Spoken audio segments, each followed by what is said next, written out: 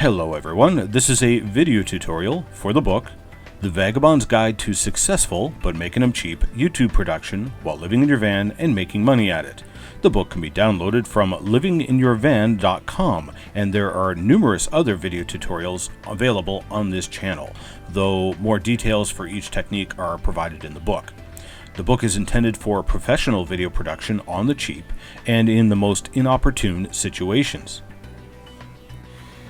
In this tutorial, we're going to use the Vagabond's Super Ken Burns effect and a still camera to do an effect like what they used in the movie Baraka. We're going to do a time-lapse series of shots with a digital still camera. Even a cheap digital still camera probably has a resolution of 4 megapixels or more, which is actually double the resolution of full high-definition video. So because the images are so huge relative to video, what we're going to do is take a series of images spaced a few seconds apart for a good, half hour at least. We will then stitch these images together into a video, but because the video is twice the size of full high definition, we can then use the Ken Burns effect and either zoom in on that video or pan across it. This will allow us to get a really cool time-lapse video with dramatic panning and zooming. So set up your camera on a tripod, lock it down, don't bump it, move it, or anything during the time-lapse shooting. Now you have to be able to take pictures with the camera without moving or shaking the camera. Now, there's a few ways to perform this next step, and you have to be careful how you do it. You need to take hundreds of pictures for at least 20 minutes to as long as you can stay awake and don't run out of memory or battery on your camera. Now, how you do this depends on your camera.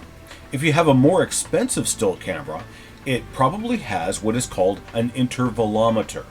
It will automatically take pictures at intervals that you set up. Now, the second best is remote control. Many still cameras come with a remote control, and so you don't even have to touch the camera. The third best is to use the timer feature and the trigger on your camera. But because you are actually touching the camera, you have to be exceedingly careful not to move the camera in any way. Without realizing it, you will move the camera ever so slightly as you press the trigger. Now, if you set the timer to 2 seconds, and then gingerly press the trigger, and then take your hands completely off the camera won't be tilted or shake when the picture is actually taken. Now, you won't need to take pictures any bigger than 4 megapixels, so if you want, turn the resolution down on your camera to 4 megapixel. As you will see, that you probably will not be able to use images bigger than that anyway.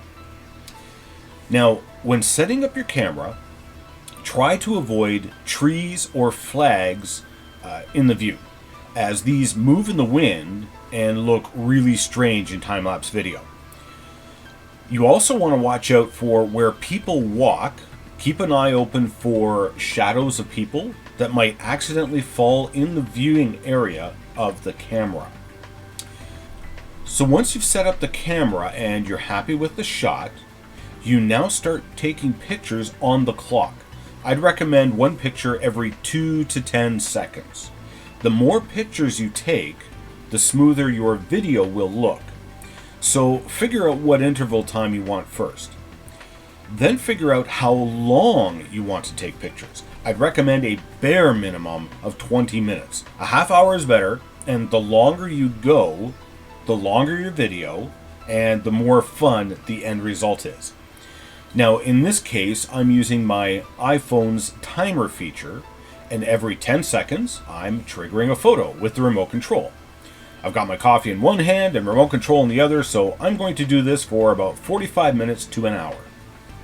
Alright, we're back here at our editing computer, and we now drop all those pictures onto the timeline, with each picture lasting between 1 and 3 frames. If I just play the video, you'll see the time-lapse video we now have. This is already really nice and dramatic and very usable. Now, if you happen to be using one of the Sony Vegas editing programs, you can skip this next step. For most of you, the next step will be to render this video in a 2K format. Now, how this is done will vary depending on what editing program you are using, but if your pictures are standard 4:3 ratio pictures and not the widescreen photographs, then what you do is to render the video with the largest possible size you can. Most video editing programs will allow you to set a custom video size, but most programs will not render a video wider than 2048 pixels wide. And that's fine, that will suffice. Render that video out 2048 pixels wide. If you're using 4:3 ratio photographs, you'll want to render it at 2048 by 1536 pixels. If it's widescreen photographs, you'll need to render it at 2048 by 1152 pixels high. I will refer to this video as Phase 1. Now, chances are if you attempt to play this video on your computer will catch fire. So don't attempt to play it. We're not interested in playing it.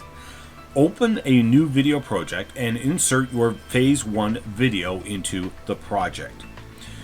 We're now going to set up zooms and pans on this video. We're going to do this with motion paths or keyframes. Now again, how this is done will depend on your video editing program. Now, I happen to be using Sony Vegas, which deals with keyframes in an unusual way. The motion and keyframes are actually applied to the video track, whereas most video editing programs I've used apply the motion to the video or the photo itself. Well, our photos are only 2 frames long, so applying a smooth motion path to each one is just futile. However, because of the way Sony Vegas happens to deal with motion paths and keyframes, those who are using Vegas can skip the step of making the Phase 1 video because they can set up the keyframes right on the track itself. So we had to convert our still images into a video in order to apply that motion path. So I'm going to start by panning across the video, a nice slow pan. The longer the better. I do this by setting up a keyframe with a motion path zoomed in on the left side of the video.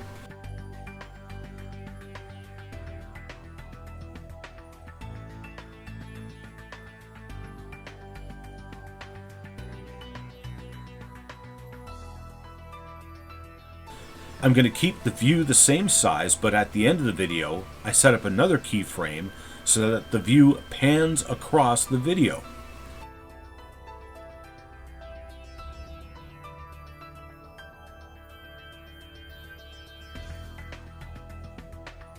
I now render the video, and I get my first result of a stunning time-lapse pan.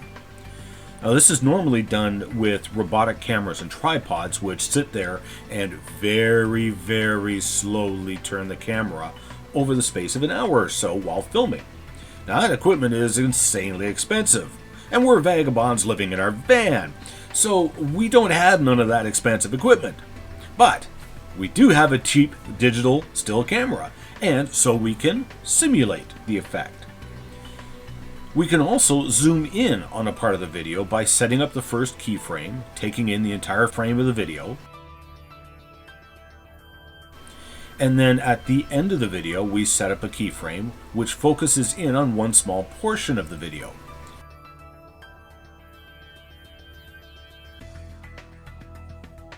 When we render it out, this is the result.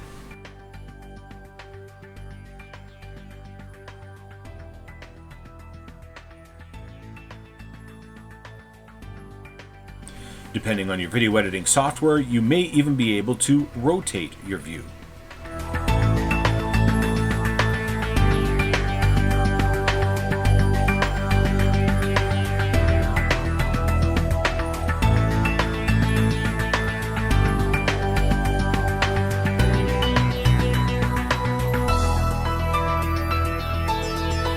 I cover many more cheap and free special effects that you can use to spice up your productions in The Vagabond's Guide to Successful, but Making Them Cheap, YouTube production while living in your van and making money at it. The book can be downloaded from livinginyourvan.com, and there are numerous other video tutorials available on this channel, though more details for each technique are provided in the book. The book is intended for professional video production on the cheap and in the most inopportune situations.